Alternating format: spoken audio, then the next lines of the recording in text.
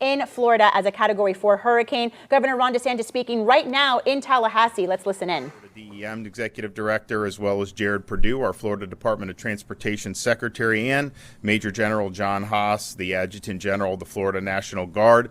As you know, Hurricane Helene made landfall last night as a Category 4 hurricane at Deckle Beach in Taylor County. Maximum sustained winds were 140 miles per hour. It made landfall moving 23 miles per hour. We saw storm surges in many parts of the west coast of Florida that exceeded what we saw in Hurricane Idalia, which took a similar track. It was similar strength, maybe a little bit weaker, but you were seeing significantly more storm surge in places like Tampa Bay. We also saw major storm surge, of course, in the Big Bend region. We did report that there was a traffic fatality last night. We also this morning can report that there's been another fatality reported in Dixie County due to a tree falling on the home during the storm. Overnight, as soon as it was safe to do, and even in many cases probably wasn't perfectly safe to do, search and rescue operations were conducted to help people that were in distress and transport them to safety. These missions continue, but we've had thousands of missions successfully completed in the overnight hours throughout the state. This is our local first responders. This is local in conjunction with state assets and state assets directly going in and effectuating rescues, and that's the National Guard, that's Florida Fish and Wildlife, that's all the assets we had available to help support these rescue efforts. And all the calls that any state officials responded to last night, we were able to find the person or people and pets and bring them to safety. And so that's a contrast from some of the things that we saw, for example, at Hurricane Ian. Now it's still early. They're going to have those folks who were responding to those calls. They're going to be doing broader search and rescue in those areas that did get hit with significant storm surge and see if there's any other problems or if there's any folks that are still left behind. But as of now, we don't have reports of that. And so those missions were successful, and those missions saved a lot of lives. So I want to thank all the first responders, our folks working for the sheriff's departments, fire rescue, of course, all our state assets. Everyone was ready to go. And it made a big difference for what was a really historic storm surge in different parts of the state. We have currently, as of 6 a.m., 1.24 million accounts without power throughout the state of Florida. Since the storm has begun, there have been 1.16 million accounts that have already been restored. As of 6 a.m., we have 382,000 accounts for Duke, 284,000 for the co-ops, 253,000 for the munis, 233,000 for FPL, 77,000 for TECO, and 11,000 for FPU. So those restoration efforts are underway. They've been going on the entire time as people have lost power, and so I think you're going to see some progress on that throughout today. As of now, we have a number of severely impacted counties with over 30% of the power out. Alachua 55% out, Baker 86%, Bradford 65% out, Citrus 34% out, Clay 33% out, Columbia 99% out, Dixie 92%, Gilchrist 87%, Hamilton 99%, Jefferson 83%, Lafayette 81%, Leon 44%, Levy 83%, Liberty 33%, Madison 99%, Nassau 57%, Pinellas 41%, Polk 33%, Suwannee 99%, Taylor 99%, Union 86%, Wakulla 82%. And you notice those 99% counties are generally the counties that were in the immediate path of the storm. We had rescue operations going on like Southwest Florida, where the storm was 100, 150, 200 miles off the coast, and yet still generated major storm surge, and that was really the story up the whole Florida peninsula. But then as you got into landfall, where you had those Category 4 winds, there's no question that that was going to disrupt the power operations. And so that's what you've seen. Probably not just simply power lines down in the immediate path of the storm, probably looking at some damage to substations. And so there's folks that are on the ground assessing and taking action to remedy that as soon as possible. Overnight, the cut and toss operations began at 3 a.m. with the Florida Department of Transportation, and they have been able to clear a lot of miles of roadway, over 2,000 miles just since the wee hours of the morning. I-10 is open and passable, but please drive with caution. I-75 north to Georgia is clear and passable, and FDOT cut and toss crews are pushing southward on I-75 currently. In Tampa Bay, the Sunshine Skyway, Gandy, Courtney Campbell, and Howard Franklin bridges are still closed at the moment. At first light, bridge inspections began. There are reports of some mapping applications not marking those bridges as closed, but as of right now, please choose alternative routes. Those bridges are going to be inspected and open in due time, and I know Jared and his team are working really hard to do that. The Sunshine Skyway is open to first responders and emergency personnel. Please listen to local law enforcement's directive on that. In Southwest Florida, Sanibel Causeway had a washout that's currently being repaired by FDOT, and we expect that to be okay relatively soon. 470 crews are active in the field, and as I mentioned, have cleared over 2,000 miles of roadway, and this was starting at 3 a.m. So they were ready to go, and it's made a difference. 129 bridge inspectors have been dispatched at first light, and they are currently inspecting the bridges in the impacted areas. Airports. Following airports have suspended service but are anticipated to resume operations at some point today. Tallahassee, Tampa International, St. Pete Clearwater International, Lakeland Linder International, Gainesville Regional. Some flight cancellations or delays are being reported. Just check with your airlines directly on specific flight updates. Florida Fish and Wildlife has boat teams in Dixie and Taylor counties actively conducting search and rescue. These are basically the ground zero of the storm. An additional team of 72 staff are en route to Taylor, Dixie, and Levy with shallow water boats. Florida Fish and Wildlife has a boat team of 15 going through Franklin and Wakulla counties to assess storm damage. From Hernando to Lee, FWC has 145 local officers that are responding, an additional 15-man airboat team that are coming over to the west coast of Florida from Titusville. They will also have a 16-man Florida State Guard team with them, and they are headed currently to Pinellas County to assist with search and rescue there. Florida Department of Law Enforcement has positioned assets, including aircraft, and is responding for reconnaissance and damage assessments, including all backup satellite and communication systems. Portable towers have been staged for emergency communications, and FDLE staged telecommunications emergency response task forces for responses to ensure continuity of service for the 911 system. Of course, we have Florida Highway Patrol that have been assisting local officials throughout the whole time, and they are deployed and working as necessary. They are also assisting with cut and toss operations, clearing down trees and debris from not just the interstate and state roads, but also assisting with clearing local roads. The Department of Environmental Protection is actively working with local water providers to determine impacts to local water systems, and we do have reports that there are some issues with some of the local water systems. As of this morning, there are 54 healthcare facilities on generator power across the state, 5 hospitals, 26 ALFs, and 17 nursing homes. So this morning, as you're surveying damage, if you do have damage, just please be cautious of down power lines in your area. Standing water can conceal down power lines and other hazards, so please do not be walking through those storm waters.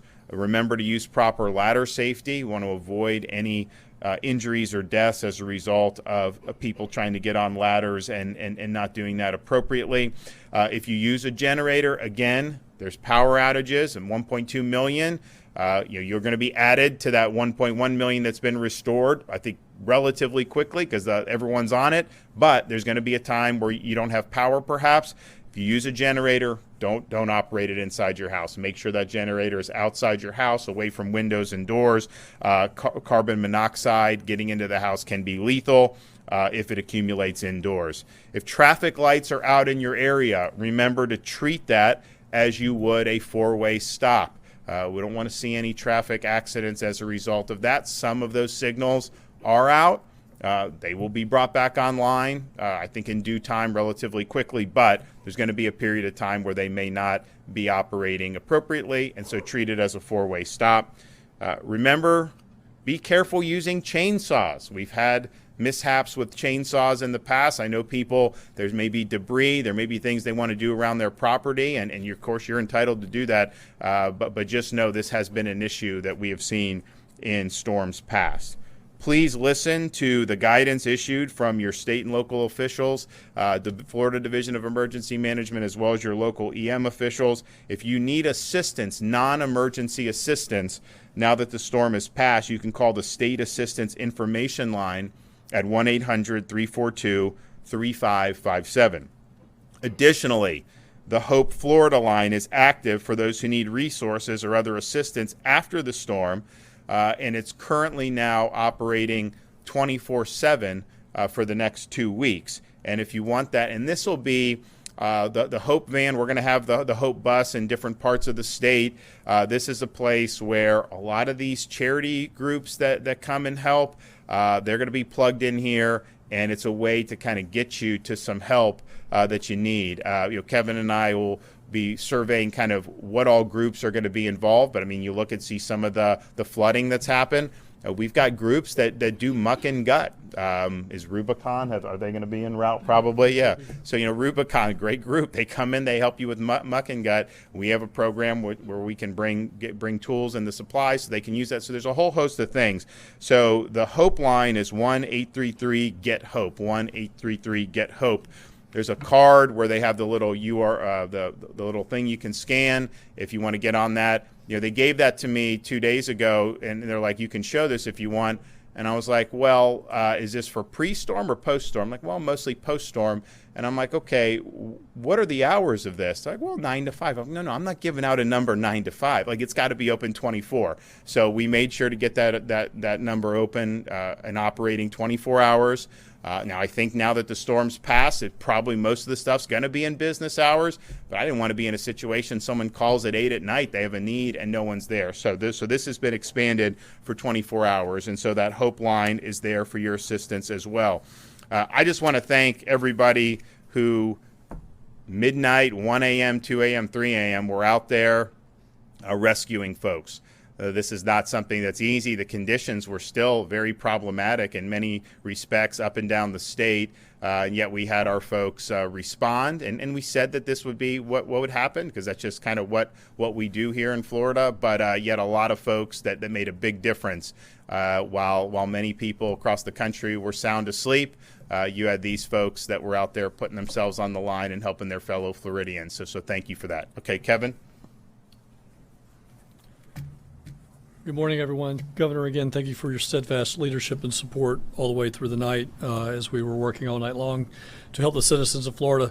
Hurricane Helene, as mentioned, has made landfall in the Big Bend region as of last night around 11 p.m. What we're in the process of doing right now, the first 24 hours we focus on search and rescue.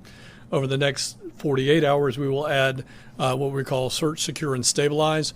So we want to search the area, make sure that we look for life issues, life safety issues.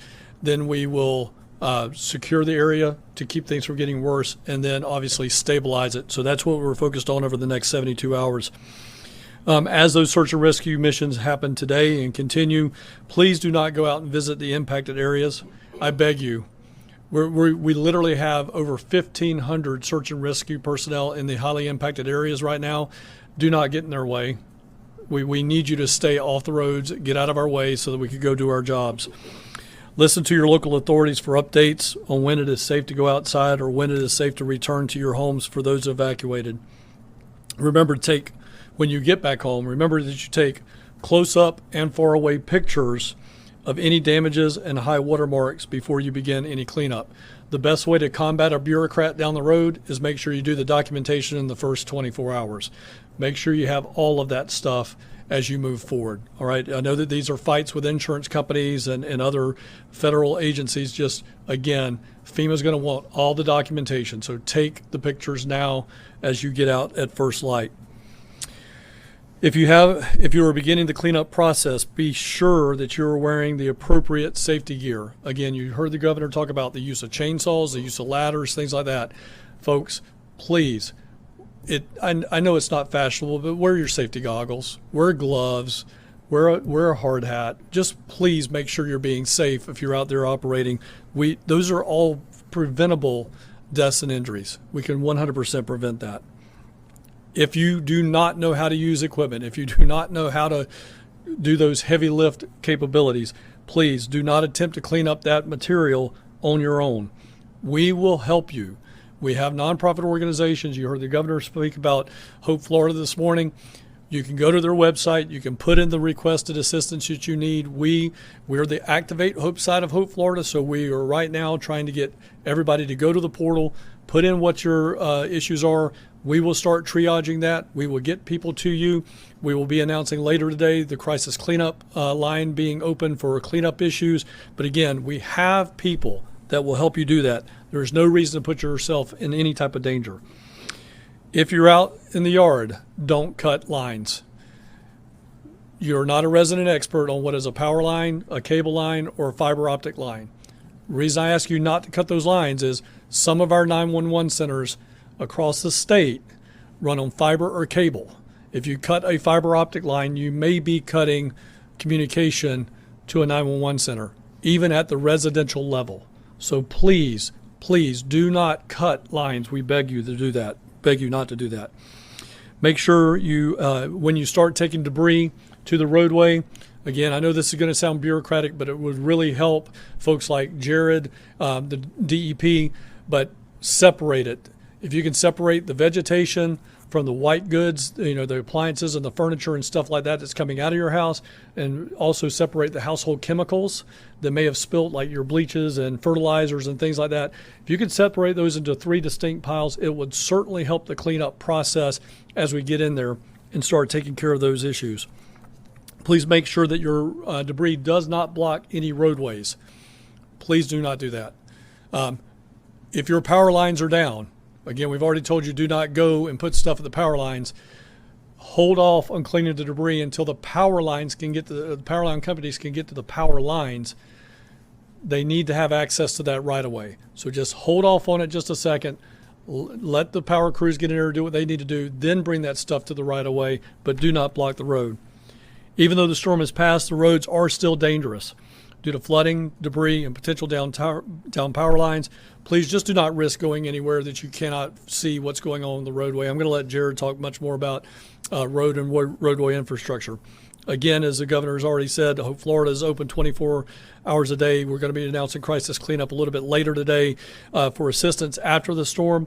You can also call our state assistance information line. What is the difference there? Hope Florida crisis cleanup, I need help.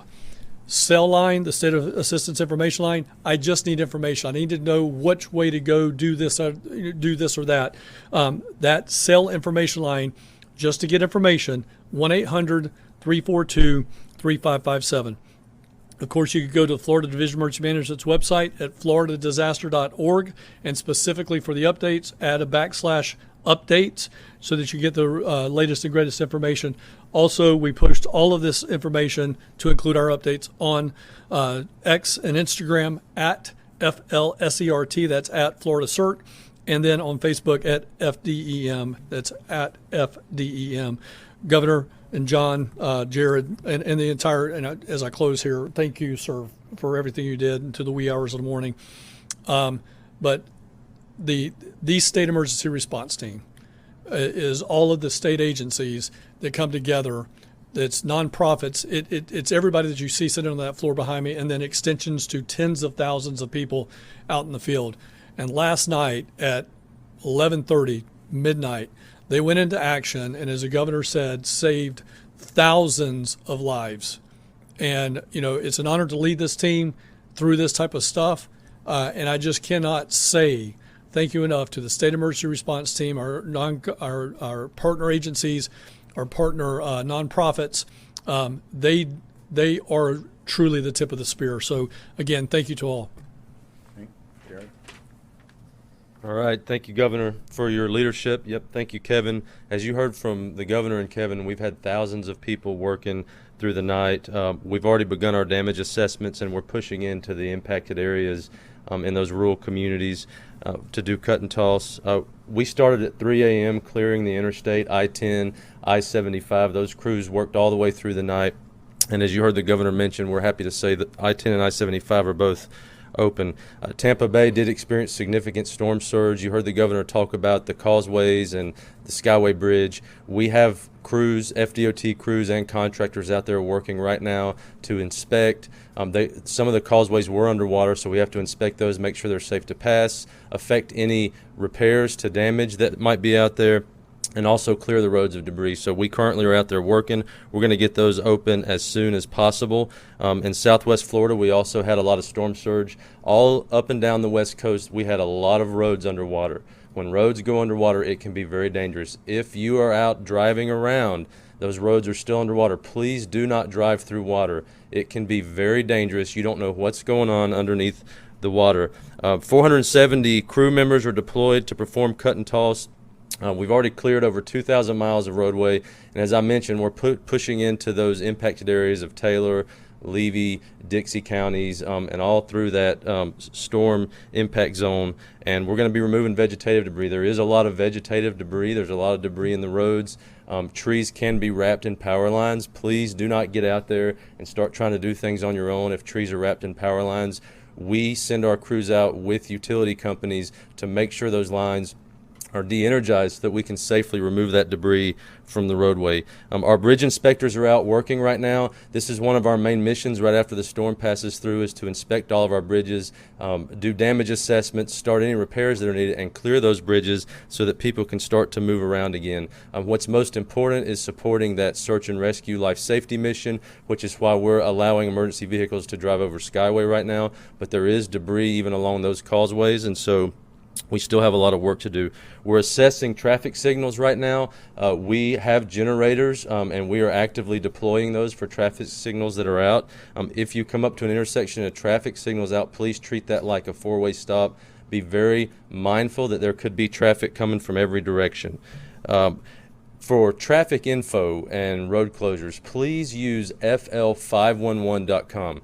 We've heard a lot of reports. We've seen the navigation apps have not had up-to-date information. fl511.com is our website. We are actively updating that minute by minute with our regional traffic management centers. We have 10 across the state. They work around the clock, and we have technology deployed. We're continuously collecting data. fl511.com is your place for accurate traffic information. You heard the governor talk about the airports. All of our airports do plan to open back up to air operations today. There was a lot of storm surge with our seaports, specifically in Tampa Bay.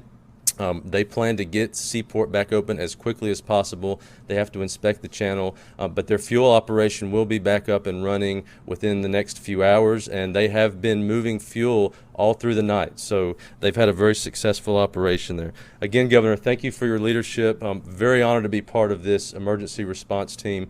We've been working all through the night, and we have a lot more work to do, and we're ready to get it done. Thank you.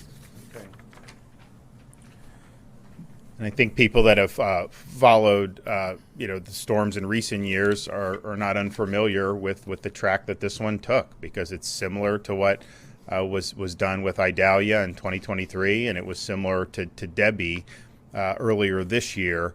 The early reports and so you have a lot of those Big Bend counties. This is the third storm that they've dealt with in 13 or 14 months, and that's not easy to deal with.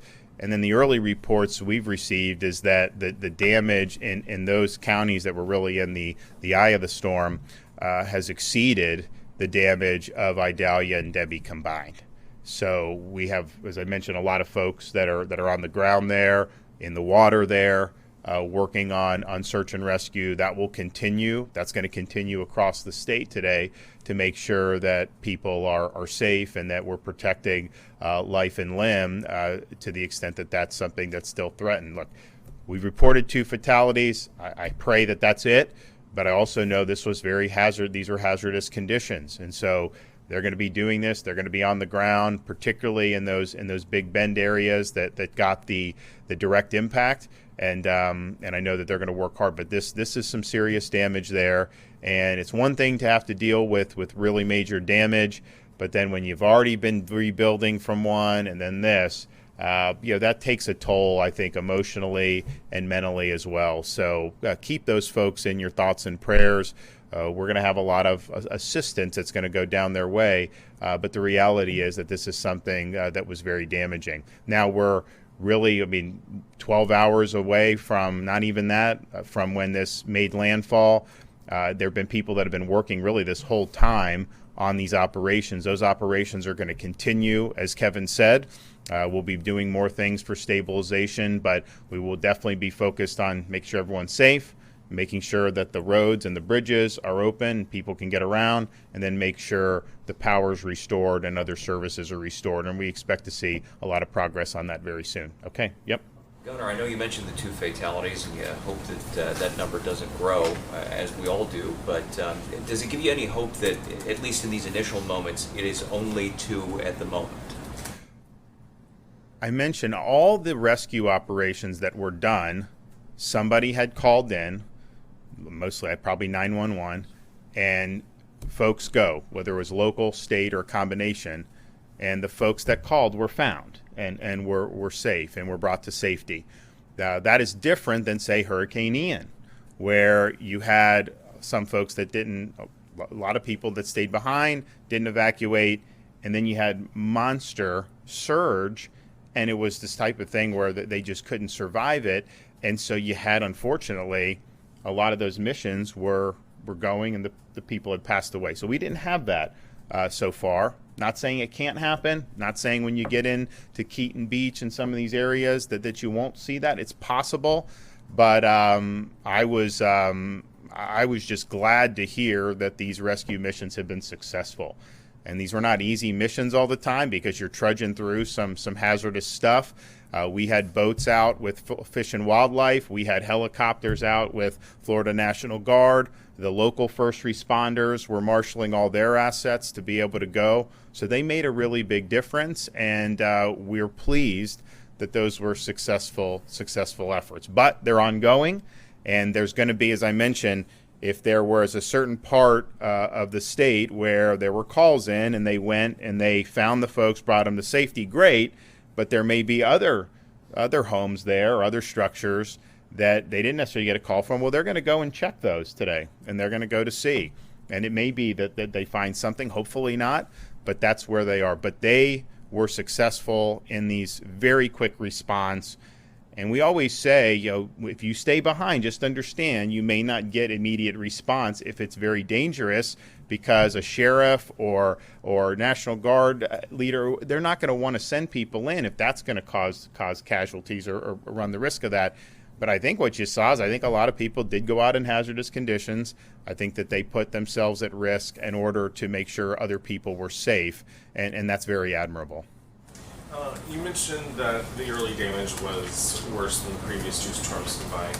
We've seen pictures of buildings that survived Dahlia and Debbie and are now 2x4s in a parking lot. What's your initial reaction and response, and kind of your message to these people that survived these storms and now go back to nothing? Well, what I said, just a minute ago about when you get hit by a big storm like Idalia, it's tough. And then to have Debbie come, it's like, well, we're trying to get back on our feet. And when you have a major hurricane, it's not something that just is done in 6 weeks. I mean, there's things you do immediately, of course, but there's a longer term rebuild that happens. And so to have something that was even bigger than those 2 storms cause a lot of damage, I think it is a sense of trauma for the community. I think there's a demoralization, because it's like, okay, we worked all this, and then now we could potentially be worse off than we were even before Idalia. So we're mindful of that, and as I said, we're gonna have support there. It's not going to be easy, but we'll get through it.